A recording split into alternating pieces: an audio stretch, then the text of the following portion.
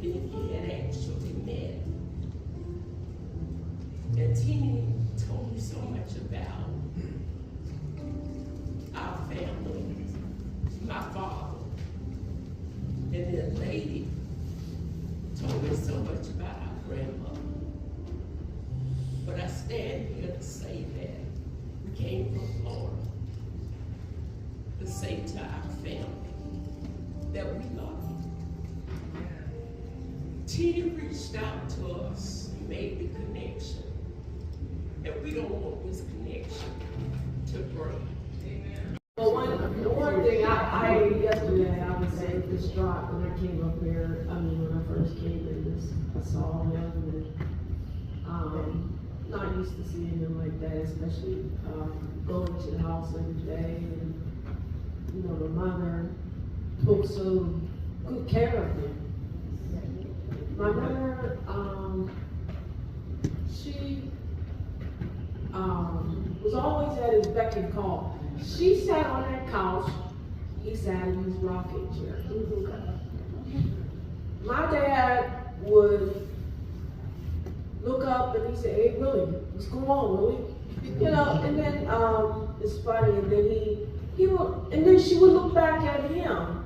No matter what they was looking at each other. And I'm looking, I'm like, Mom, leave him alone. He's asleep. Teenie, are you okay? You wake up and say, "Yeah, I'm okay."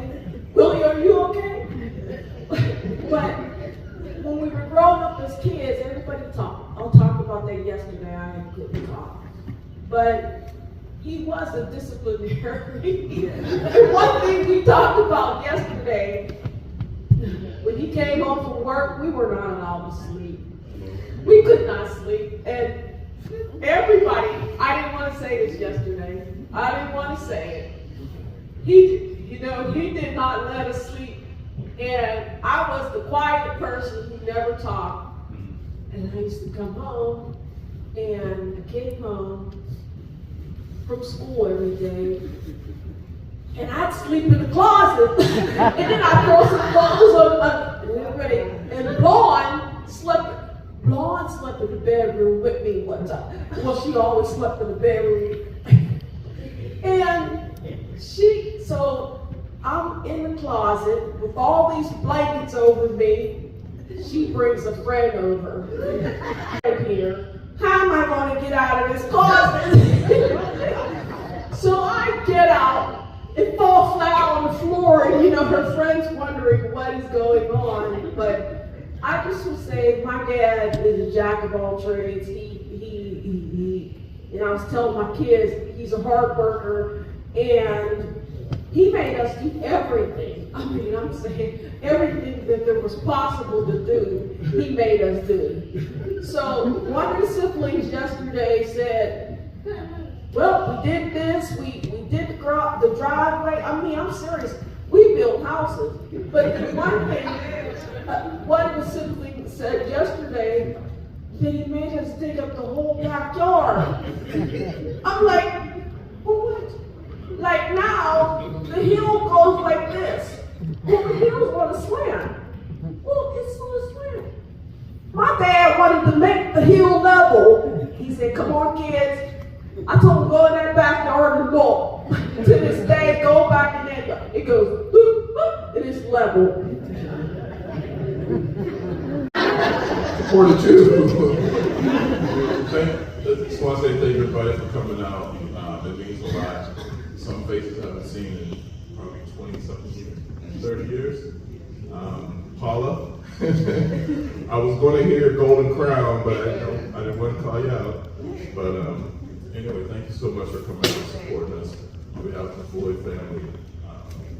Again, my dad, just like she said, was a jack of all trades, but one thing he taught us is to never give up. And he didn't actually have to tell us, he showed us. So sometimes you walk, sometimes you may fall, but he never stopped getting up. And he showed us that. And the one thing he showed us was unconditional love. He may have been the disciplinary, he may have been pretty strict. But again, I take the good with the bad, and it was more good than bad. And in those 93 years that he lived, he got it right. And that's all that matters, whether you live to be 18, whether you live to be 20, 30, how you leave is what counts. Amen. And everybody that kind of knows me, know the bad, but that bad is no longer here. I'm a completely different person. God has changed me. Don't you laugh. I haven't seen you in a long time as well. But God has changed me. He changed me before, and I have to be honest, backslid. But same thing my dad taught me at the end, just get it right. And everybody that I wronged, I had a chance to go back and apologize. And God has a way sometimes, there's people that I even forgot about that are wrong. And next thing you know, I'm face to face with them. So God makes sure that I have that time. Even though I ask for forgiveness from God, sometimes it's important to look a person in the face and say, you know what, I'm sorry for what I did. It's not worth carrying that with you. It's not worth carrying that and standing in front of God and that one thing you didn't forgive. If God forgives you, you must forgive others. Remember that. Honor to God, pastors here represented, and I'm the third oldest, and my name is Glenda.